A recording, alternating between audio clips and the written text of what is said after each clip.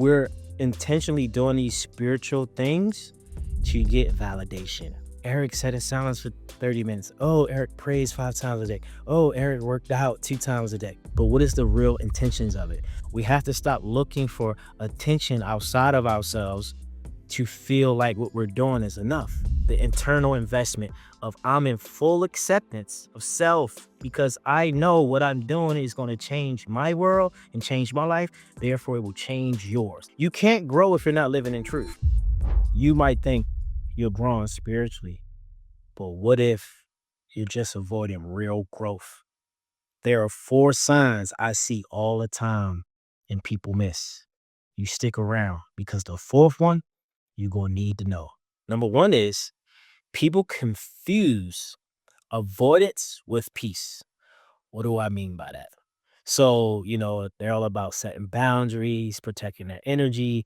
They won't want to be around any negative people, no gossip, nothing that's going to really trigger them. They avoid, but they think they're keeping a peace. But all they're doing is denying their shadow self, denying their triggers, denying the truth they need to face. A better way to acknowledge this part of your journey, for example, if people or the environment's negative, you go into the negative environment.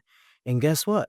You feel what comes with that, but you don't judge it. You observe what's happened inside of you because the outside shouldn't change how you feel on the inside unless you give it power, you give it authority, you choose that it's taking you out of your peace. But until you face these things that you see negative or you don't like confrontation because you're trying to keep the peace. Listen, I was that guy all the time. It's cool, it's cool, it's cool. It's really not cool. Confront the thing you avoid and you will get the peace. Number two, personal development. We got all the knowledge, we gain the wisdom, we learn the teachings, we even buy courses. I had all this knowledge, but guess what? You know why this is one of the signs? Because I couldn't embody it.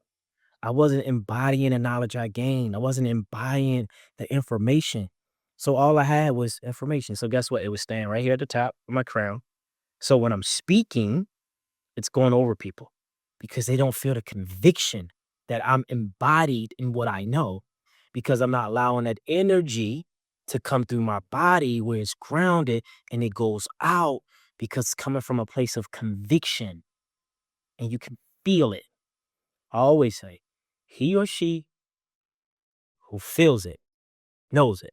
But most times we have a lot of knowledge and insight we haven't embodied because we haven't experienced it. When you're getting knowledge, make sure you can embody it. If I say right now, hey, if you do 100 push-ups a day, in 21 days, you're going to be stronger. That sounds good, right? But if I actually do the 100 push-ups every day for 21 days and you see me doing it on the 21st day, you're going to feel from this experience that I've done this before. And that's why most of this spiritual work is really identity work. But the reason we can't tap into that new identity or that stronger identity because we cannot embody it. You have to embody it. You have to integrate it for it to be fulfillment and it's not look good. It feels good and your life presents that everywhere you go. Number three is we're intentionally doing these spiritual things to get validation, right? We're looking for validation of, oh, Eric sat in silence for 30 minutes. Oh, Eric prays 5 times a day. Oh, Eric worked out 2 times a day. Cool story. Good job.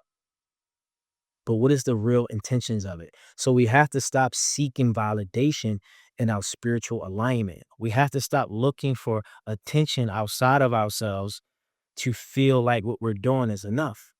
Because if no one's looking, I'm going to be still doing this work. To embody the identity of spiritual fitness within me, I have to take a line of action and do the work. Not if you like a video, if you share a quote, or you sign up to coach with me. No, I'm not looking for outcomes from the outside world.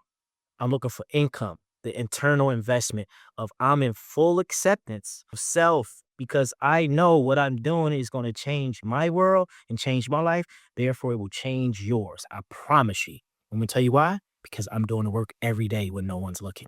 And I'm not looking for you to look for it. If you see it, great. If not, it's all right.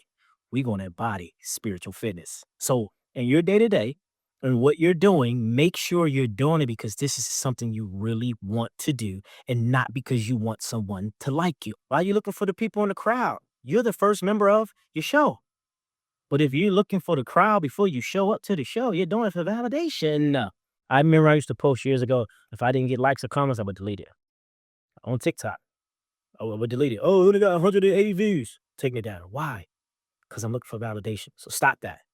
And last but not least, if you stuck around for this, ooh, baby, this gonna change. Matter of fact, this gonna change everybody's life.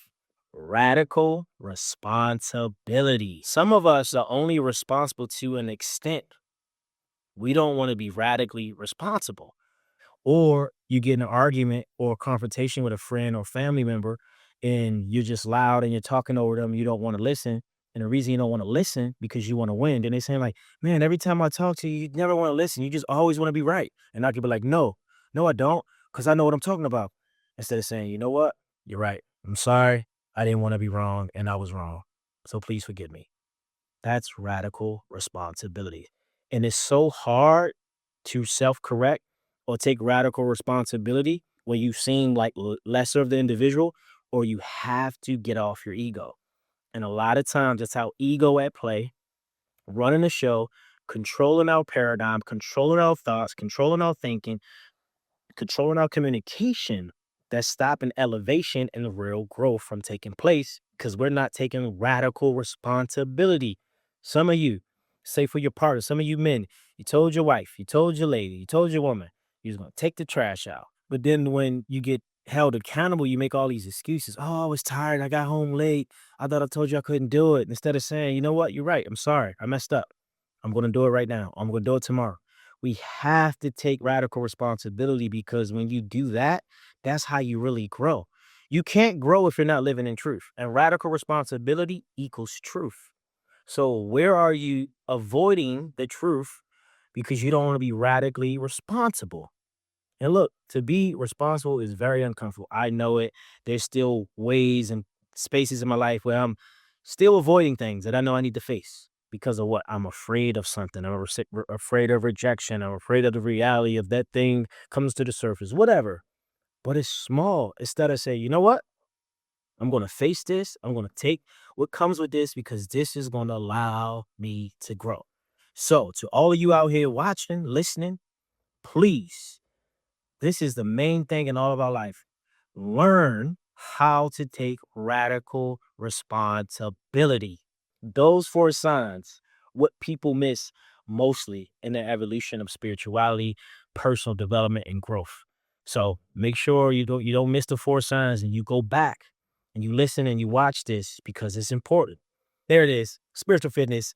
Subscribe, download this episode, share this, and give me your feedback. Connect with me on Instagram at Eric Bigger, TikTok. Shouts out to Simplify, Impact, Maddie, Anna, and everybody on the team for producing and helping this podcast and YouTube reach all the amazing people. And don't forget Spiritual Fitness, Sacred Momentum every Wednesday, 9 a.m. PST. We're working out. We're moving our body and we're talking about a topic. We're praying, we're doing affirmations, and we're doing breath work. So join me, get in my energy. Thank you for your time. Thank you for today. You guys be great. I'm out. Peace.